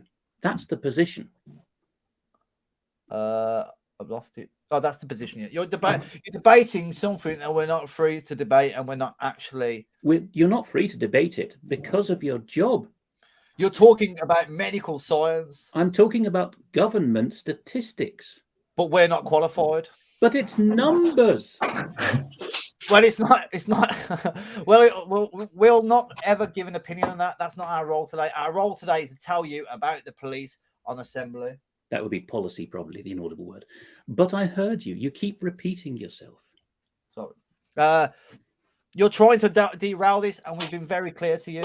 No, I'm simply saying that we're equal in a common law jurisdiction and that you've spoken to me. I am being very clear to you that you are not to assemble here in terms of a protest or demonstration, and to do so is a breach of the Coronavirus Act. You've come over and spoken to me. You've engaged with me. No, you keep repeating yourself, sir. When you come over to speak to me as a human being. There are other officers here who may want to engage with you. Of course, he's saying, he's the blue-jacketed liaison officer, so he's saying in a moment you'll get nicked by the regular cops. I'm just trying to spin you along. David replies, as a human being. Look, I've said all I need to say. As a human being, you came over and talked to me, and now you're refusing to listen. I've explained why we came over to talk to you. But you're refusing to listen. Act as a human being, as one person to another. You have a view. I'm stating my view. This man here won't allow me to state my view. He keeps talking over the top of me. Why? You can state your opinion. That is your human right to state your view. Of course, it's my human right to state my view. However, you are not allowed to state your view in this forum today. Why? Because freedom of assembly is a qualified right. And what does that mean? Please explain to me what that means. It means that legislation can be put in place to restrict that right. Is there any limit on that legislation? Could the government do anything it wants? Within the parameters of what it decides. With a kind of... So you're telling me today the government's power is absolute? No, you keep putting words in my mouth. No, that's what you said. It can do anything. Listen, you're trying to put words in my mouth. I'm trying to explain it in simple terms. The legislation in place. If you let me speak, I'll explain my point. Going to explain that legislation to you. If you do that, then you may be liable to arrest. Okay? I see you've now escalated it. You're now saying you'll abduct me. No, we didn't say abduct. No, that was the bloke. Oh, no. All right. So, no, we didn't say abduct. I just got used to it. But, yeah. Wrongful arrest is abduction. See how you've escalated it now? We're just going around in circles here. I'm trying to speak to you as a human being, and you won't listen. My colleagues are going to speak to you now. No, I don't want to have any more to do with this. Okay. Thank you, sir. Third police officer. You're going to stay with us now, okay? No, I'm not. I'm going to go away. And that, I don't know if you want to read the rest. I need a break. My voice is gone. Well, Joe, you've been listening to that. So what do you reckon? Joe, go on. You're muted. You're on mute. You're on mute. Sorry, right. Well done, lads. Chris, I didn't have you down as a thespian, but that was very good. No, I thought that was worth doing because it demonstrates the ludicrous situation, as with the policeman in Linton on Ouse that you were talking about, Joe. Yeah. I am just doing what I am told. It's been decided to crush you. I do not have an opinion. Yeah, this what it is. Joe, you need to take a few minutes. I need to get my. I need to what? Sorry. You take over for a couple of minutes. I just need to get my voice back after doing that. No problem. Yeah, I mean, this all kind of. I started looking into this stuff about 15 years ago, with all the common law stuff, and and sort of break it. I think David Icke did a book on it, Human Race, Get Off Your Knees, The Lion Sleeps No More. It's quite a big book when I was coming through this kind of early, sort of transfer. And, that was really interesting. We really got into that. But it's one of those things, isn't it, where once you've committed to that needs to be the way that you live your life then, yes. really, for you can't really be a part of the system anymore once you've sort of made that leap, which is very difficult for a lot of people. But I do like the rhetoric, the way that the conversation is going down, because you're pulling apart their argument, aren't you? And you're diffusing the police, essentially. You've put them in a position where they can't do anything, Mm-hmm. Well, I mean, in 5 years' time, I doubt we'll be having the same conversation. I think they'll very much be able to do something about it. Well, I just wonder. So, how long have you been streaming anyway? How many streams have you done? I've streamed for about, probably about 3-4 years. Really? Yeah. So we had a good popular show. I was basically with Mark Kletzmer and Patriotic Alternative. I'm not going to get into that. Good luck to them. And I had a very popular show within that movement. Things happened. I'm no longer with them. Same as Joe. Don't wish to go into it, obviously. Now we have the INN, so we're just we're rebuilding again, and we're doing really well, growing, nicely. I wouldn't say like thousands and thousands, but good amount of numbers. Got 3 or 4 events coming up with the INN. Obviously, we're going to be supporting other demonstrations. We have one at the end of August bank holiday. That is against Stop Paedophilia.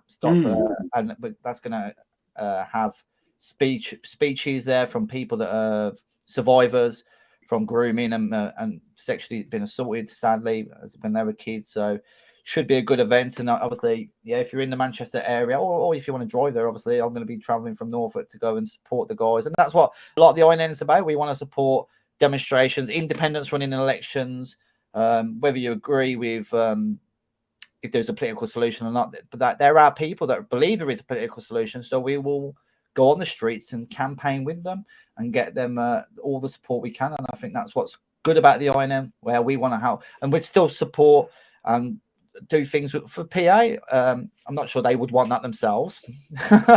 And like, I have a few things, obviously, I think about them, but ultimately it's about our people, building our communities, and working to similar goals, as Joe alluded to earlier with the Alpha team. They don't agree with us on everything, but we do have common goals. And, I think that's why we fail a lot, because it's just, oh, you don't believe in this one thing that I do. Well, then that means purity spiraling, they call it. And with that, Chris gets frozen.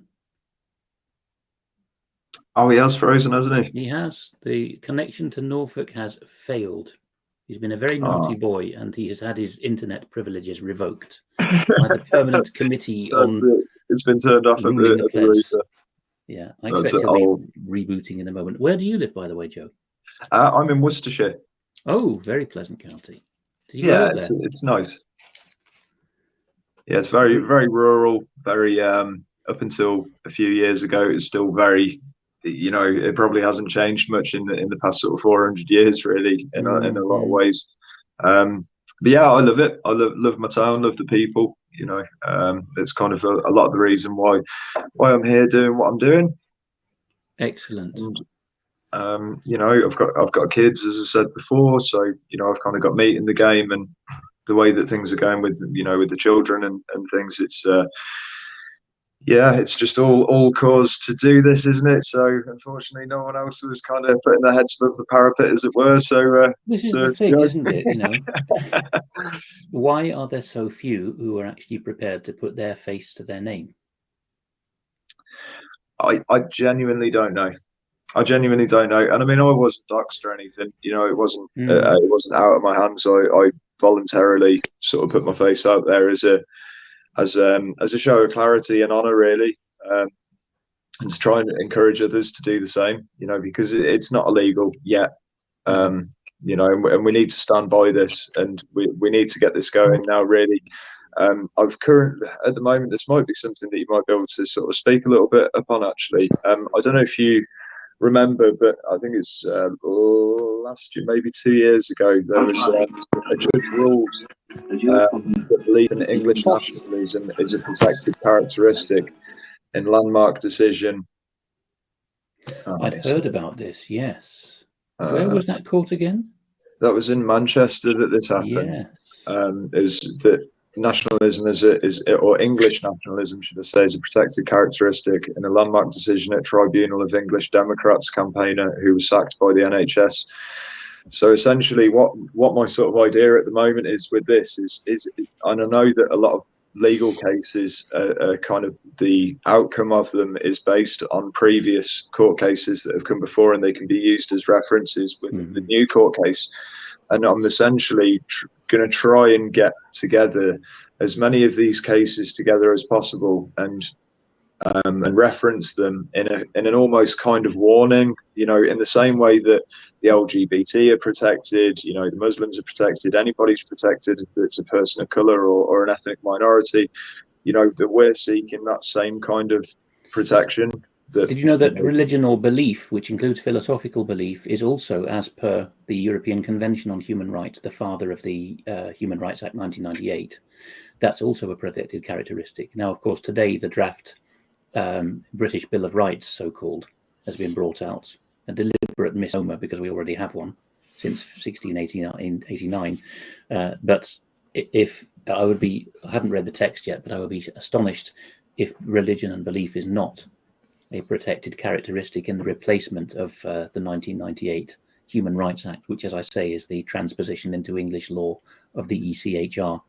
Right, so that's actually been mentioned by David Scott in yet another UK column article called "The Battle of Mearns Academy," which is easily found as well. That's MEARNS, Mearns Academy, where we have a transcript of a stealthily recorded exchange between a Scottish Highers, the equivalent of A-levels pupil, and his mentor just before he gets expelled from school for having said that there are only two genders.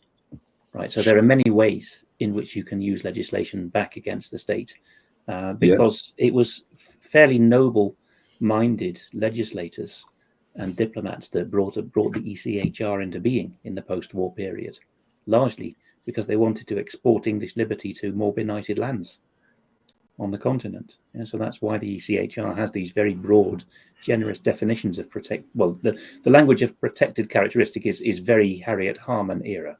Yeah, so it's not something that is used as a phrase, but it's there in the ECHR. Which makes it legitimate. Yeah, if you can say you have a sincere philosophical commitment to English nationalism, that's another road to protect yourself, I would say.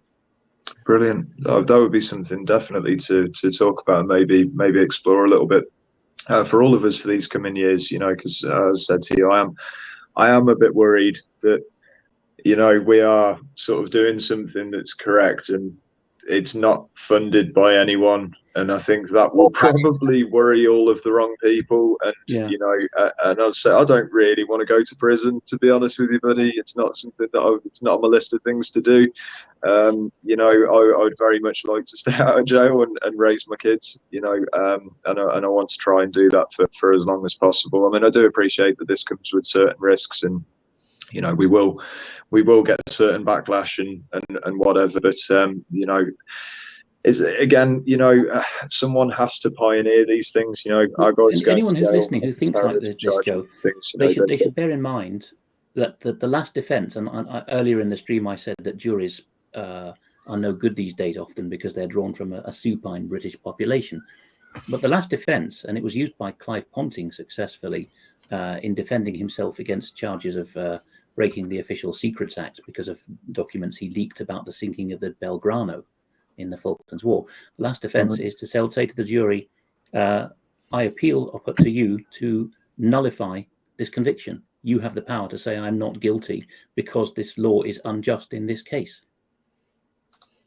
Right? And you'll get the judge screaming at you as soon as you say it. And I direct you not to take any note of him. I direct you to find him guilty, which is perfectly unlawful, but many judges do it now. But you just stand your ground. You might, on the day, get a jury that's actually English in a meaningful sense and will actually stand up to the judge. This is how William Penn, the founder of the Quakers, a very famous time of trial just around the time of the Glorious Revolution, avoided a jail sentence because the judge in that case ordered the jury to be locked up on short rations of bread and water until they gave them the correct verdict of guilty. But they said, no, we will not. We're here as a jury. And we find the guy not guilty because all he's done is pamphleteer. There was that right-wing political figure, weren't there? Stephen Thomas, and the judge ruled that belief in English nationalism is a protected characteristic in a that's the Manchester case that Joe was talking about when you just had your blip in the signal. Oh, sorry. Yeah. Yeah. Thanks for reminding us who the judge is. Yeah. Sorry. Yeah. Apologies. I got cut out there. Just weird that was. It just said Sky Broadband. No, well done for picking up on that case, Crikey. You weren't even here, and you still managed to veer back on subject. Yeah, honestly, I didn't hear nothing. At work there. I was a good flow as well. I don't know how much you heard of my little epic little rant about how long I've been doing this, but it don't matter. We don't need to go into it. But before we obviously we'll move on. Before we let you go, I'm sure you're a busy man. Just a couple of quick questions. I mean, yeah. First of all, what made you move to Netherlands? What did you leave the great? True love. Well, I was disenchanted and disaffected with GCHQ, but I wasn't the type to say, I resign, I'm going to do something else in life. So I probably would have been making a rod for my own back indefinitely if I hadn't met a wonderful Dutch woman. So she came over. Was a woman. So it definitely wasn't the red light district then, no. Oh no, none of that. I lived at the other end, the socially other end of the country in the Bible Belt. So it's brilliant. No, she came over to the Cotswolds to improve her English. Oh, nice. And, things grew from there. Fantastic. I still need to improve my English. I need to get this brumming out.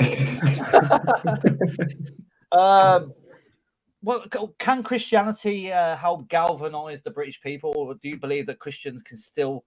Two separate questions again. Or do you believe that Christians can still unite with non-Christians for the sake of our people? Yes, absolutely. Look, I've spent the afternoon in the grottiest neighbourhood in the country, in the middle of The Hague, talking to a sheikh, the sheikh whose interview is still on the front page of ukcolumn.org, because he is like like a lot of leaders of Islam and of Asian religions as well, Eastern Asian religions who you talk to. The Dalai Lama comes to mind. He's not the only one. He says, well, of course the English have got a right to their own country. Yeah. In fact, Sheikh Imran Hussein is so much of an ally of ours, and I've seen him do it this afternoon, talking to a Pakistani in The Hague. As soon as he gets a devotee coming up, he says, where are you from? Where's your father from? Where's your mother from? Right, go back there. Because he sees that the West is about to suffer inevitable and irrevocable collapse, as many of us who believe too. Yeah, so of course we can make common cause. Does Christianity endorse nationalism? This is something you can tie yourself in knots about. Look, I was mentored in my GCHQ career by the number 2 at GCHQ, one of the board of directors. Yeah, and I crossed the Rubicon with him after I left GCHQ when I posted on Facebook, without any commentary, actually, just a photograph of Identity Ireland slinging a banner over the M50, the Dublin motorway ring road, with just the words Identity Ireland, I think, or Save Ireland. And that was enough. He said, I'm not having anything to do with you ever again. I subsequently discovered that I knew he was a Christian, but subsequently discovered that he was in some network of Cheltenham LGBT-friendly churches and all this kind of stuff. But that was indicative of a whole generation of culturally Christian, or in his case, committed Christian, to give him his due, liberal, but committed Christians who thought, well, the ultimate value, British value or public service value for which we're in GCHQ is to keep everyone together and keep everyone in the same boat. When he saw me getting involved in what he called right-wing commentary, I said, do you have any advice for me? And he said, just try to keep everyone together. Don't create any division. That was the sum total of his advice. What about the? I mean, I don't know what it's like there, but you must have known it over in England. There does seem to be a bit of a disconnect between the middle class English person and the working class. There always has been. The English have always had this particular class problem, right? And I was actually dreaming last night about a very dear lady, because she's just died and been buried. So you often dream about people then. A lady who was nearly 95 and who was a very dear friend of my parents in their Liverpool church back in the day. And she and her and that whole church congregation, where my parents were happy members in the 70s, embodies for me how you bring the working class and the middle class together. And I have an interview with my father, and the third part's coming up shortly, on literacy, which is also on ukcolumn.org, which covers this theme. Because if you want to know how the working class and the middle class get on, and he's talking about the Scottish experience, which is frankly more erudite than the English, but the success of it is you need a thinking working class and a thinking middle class, not an underclass and a boozy bourgeoisie. Right, and also they need to be tied together by a proper aristocratic thread. Yeah, we need a few lords and nobles directing us, and then the classes will work together. And why do I mention Norris Green Baptist Church in Liverpool in the 70s? Because it was everything there, from the Dockers. This is before the Toxteth riots of 81. So it was still, as with Rotterdam at the time as well, happy people of all ethnicities living together and working on the docks. They were right up to, quite well-off people going and worshipping in the same church. And the secret of it is they were actually studying together. They were forming a worldview together. They weren't just watching the Gogglebox and learning stereotypes about each other. By the way, I'm going to have to send you my bank details. With the amount of promotion you've done on this show, you have to pay me some shekels. I'm only joking. I know. I know. It's a demonstration that we have a lot of hot button issues that we share with you. No, I know. I'm only joking. Yeah, I think you're absolutely spot on there. I really do. And I mean, even when we get the occasional sort of, lefty that comes onto Telegram and stuff and whatever, and I mean, I don't obviously see eye to eye with a lot of their opinions and things, but I do like to debate these people, and I do like to speak about it, and at least just try and sort of get a bit of a grasp of where they're coming from, because it's always good to refine your arguments apart from anything, isn't it? And sort of keep yourself sharp, as it were. But yeah, I think there's definite benefit in that, and there isn't going to be one class of people that are going to rise up and make everything the way that they want it. There does need to be some common ground there, where everyone can exist in a reasonable state. I do truly believe this, and I think everyone needs to be incorporated into these ideas. I just feel that this liberal democracy is sort of swung so far the one way. It really needs to come back quite hard, but I'm just hoping that when it does come back hard, I hope that we can be sort of a little bit more tolerant of them than they've been of us. Does that make sense? And then be bigger than them. Yes, yeah. Because there's been, I know there's studies for everything these days. You can prove anything that the people funding the study want to prove. But one that sticks in my mind is, I think it was a US study. It was investigating how many cardinal virtues dominated the thinking of classic left-wing and classic right-wing people in contemporary America. And what was found was that the leftists were dominated by 3 cardinal virtues. Fairness, I think, was one of them. And the interesting thing is the right wing, or I think the American nomenclature would have been conservative people, had the same 3 cardinal virtues plus 3 others. So they could find common ground with the lefties on 3 points. But they also found that there were other things which were alien or inimical to the lefty point of view, one of which was, I think, was a sense of duty. Yeah, another was a sense we of all decency. think we're here for the right reasons. We all think we're doing the right thing. It's so our worldview, if you want to call us right wingers, our view is richer and subsumes or contains the whole of the modern shrunken left wing view. But if you talk about proper old left men like Tony Benn, I would say that they had all 6 of those virtues in spades, to the point that he had more cojones than anyone in the right wing I can think of in telling the Crown and the Church of England and everyone else that they were not acting on their oath and were breaching common law. He had plenty of insight there. But of course, he would probably have been drummed out of the modern Labour Party.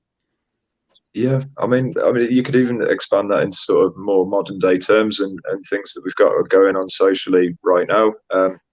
This whole division's been sort of fired between the Muslim communities, the white communities, the indigenous people.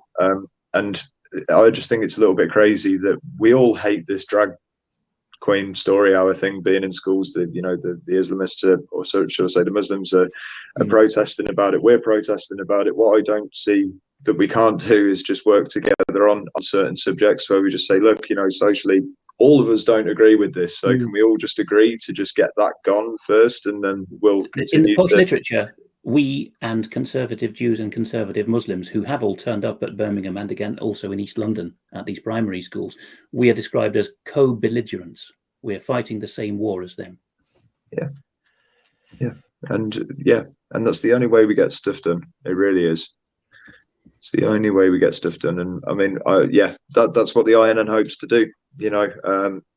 We don't want to bend too much because we do still have our principles, and there are things that, we'll never sort of get over, and that's absolutely fine. And, there's other beliefs on other sides that, we will never sort of lean into. But I mean, if we want to start seeing some change, we have to collectivize on these issues and sort of, make it well known that those people who keep giving these orders down, that, that's not what the people want. And, it's not the way that the window is shifting at the moment.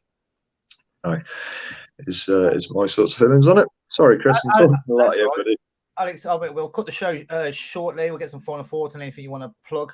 But after everything we've told you about the INN, what's your overall thoughts of it? And also, have you got any advice for us?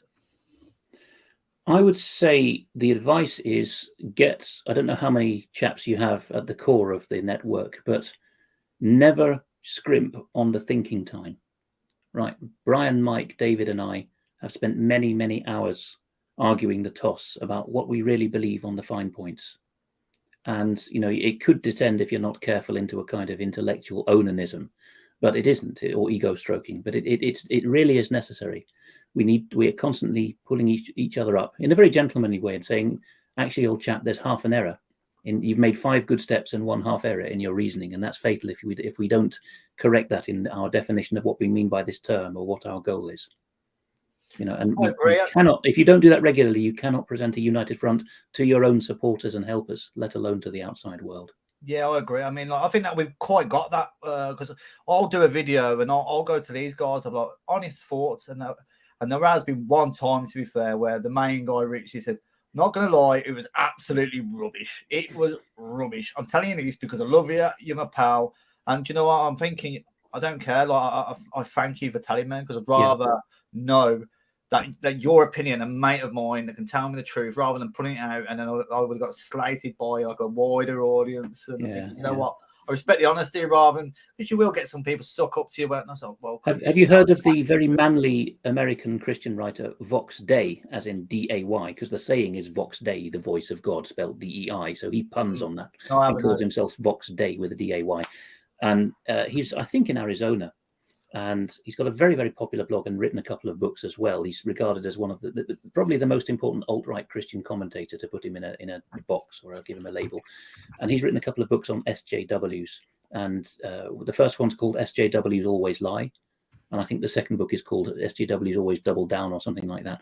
But both books describe him having fun. Oh, this is my other piece of advice. Have fun waging the war. Enjoy your battles. And I think Vox Dei says that in his books, because when it was in the context of sci-fi writing in America, he was trying to wrest that away from the ultra liberals and make it actual fun writing again.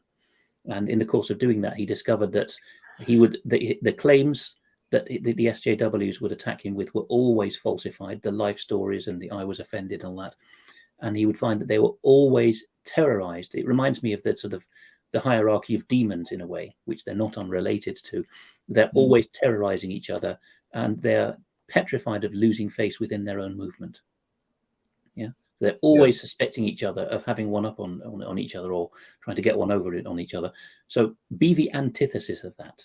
Enjoy building each other up and enjoy each other's successes. Yeah, well and said. The energy that exudes is just terrifying to the opposition. Well said. Good point. So I think we've got a nice little family unit there, haven't we, Joe, at the moment? Quite honest with each other. We have our jokes, I don't think we've not really had any major fallout. I think we had a little disagreement earlier, but it wasn't just over 1 or 2 things. You know what I'm talking about, don't you? But it wasn't. Yeah, but it's all constructive though. That's the thing. It really is. You find when you take this ego ego trip out of it. You know, you're not, like you say, you're not trying to get someone who's trying to get one up on someone else.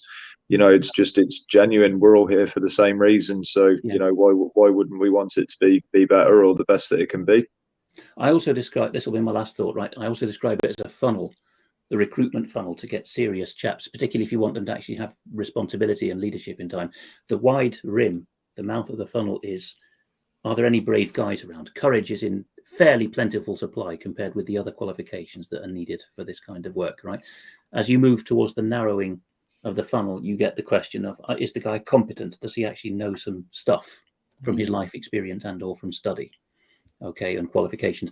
Then you get to the choke point, the narrow base of the funnel, and that is, has the guy got a stable character? And that's what's in painfully short supply. You can have brilliantly gifted and bold men and women as well, but I believe in male leadership by default, certainly for this kind of public role for obvious reasons. And if you don't be swayed, don't be wowed by somebody who is brilliantly well qualified and has been, a proven ability to defy authorities when necessary. Because if he doesn't have a stable character and a good relationship with the missus and the other things on the usual list that would, be run through by any small business before you give someone a real, position of responsibility, then he could easily blow up at an untoward moment and start pointing the finger at the rest of you.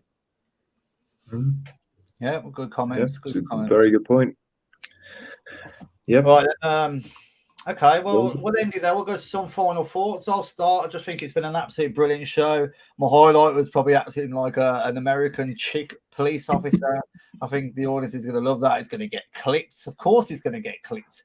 It was a great show, honestly. I learned so much from you, mate, and it's been an absolute pleasure. I really enjoyed it. Can't thank you enough for coming on the show. Hopefully we can do another part. Obviously, when we get some activism going on, we've got some great plans. We can get you on again, get your thoughts on some of our activism, and obviously go through some more your articles. Just try and get a Brummie police officer next time. So quite easy to read the transcripts then. But no, jokes aside, it's been absolutely fantastic. I think a part 2 is necessary because I can just talk to you all day. To be honest, I think you just got wealth of knowledge and just thank you so much for coming on. It really means a lot. So yeah, I'll hand the dance floor to Anglo Joe.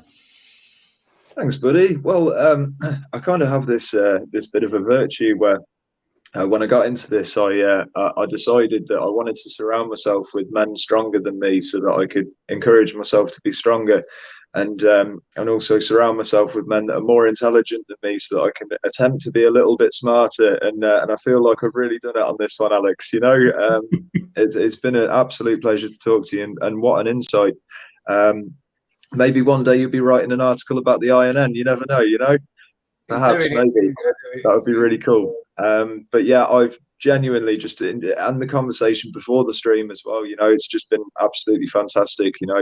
What a brilliant insight, and you're a really nice guy to talk to as well. I feel like this has flowed really well, which is quite rare with these things. Sometimes they can be a little bit blocky, but I've really enjoyed it. It's been really nice. It's been really good. Yeah.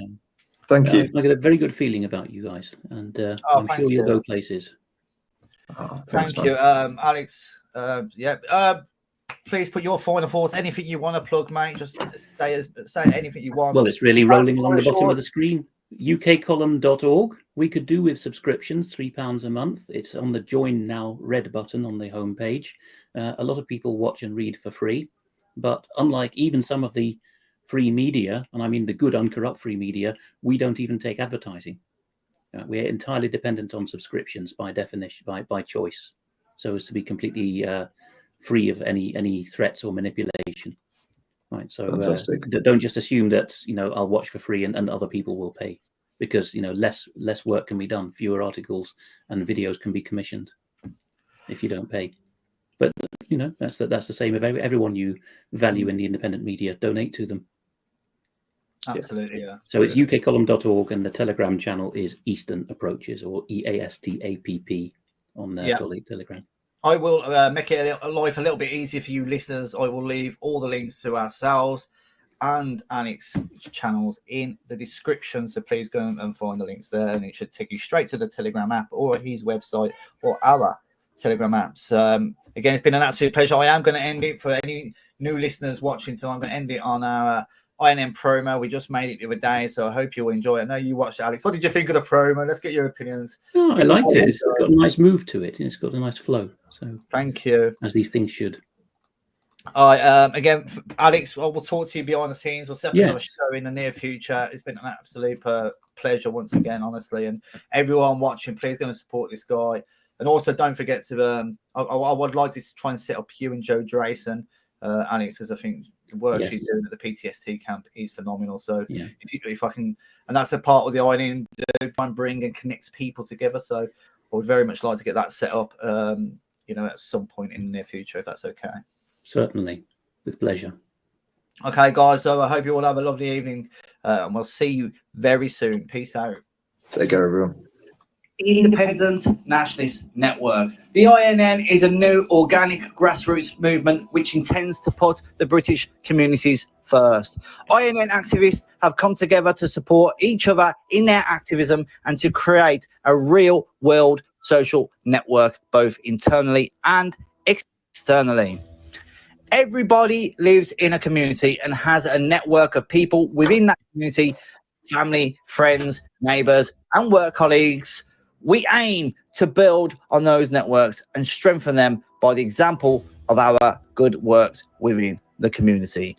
We wish to preserve our heritage and our culture, whether we work as a team or on our own. We will help support and advise you on what you can do to bring that community feeling that the British people once had. We aim to have social meetings once a month, whether that would be doing activities as a group or doing activism in an attempt to recruit more of our people to join the INN. We have created a wholesome family mentality amongst those that are currently with us. We can completely understand those that are feeling a bit aggravated with those traitors in power of our country that's played a huge part in the destabilisation of our great nation. However, we as the people of Great Britain can play our part by uniting together and forming real life communities to bring back the spirit of our people back to life. Our ancestors fought tooth and nail for us, and we should pay our respects to our fallen soldiers, that we will not let our nation fall to pieces. Many of you will remember the days of being able to turn to your neighbourhood for any support that you and your family needed, able to allow your kids to play outside in a safe environment, and we will do our utmost to bring that positive mindset back to our people. But to do so, we need to grow and we need your support. We do not accept donations. We just ask for you to get involved and help in any way you possibly can. We do have channels and chat forums on the Telegram app, and the link to that is t.me/Independent Nationalist Network, and the chat room is t.me/INN chat. Or alternatively, if you don't use that platform, you can email us at innuk@protonmail.com. It's time to put our people first.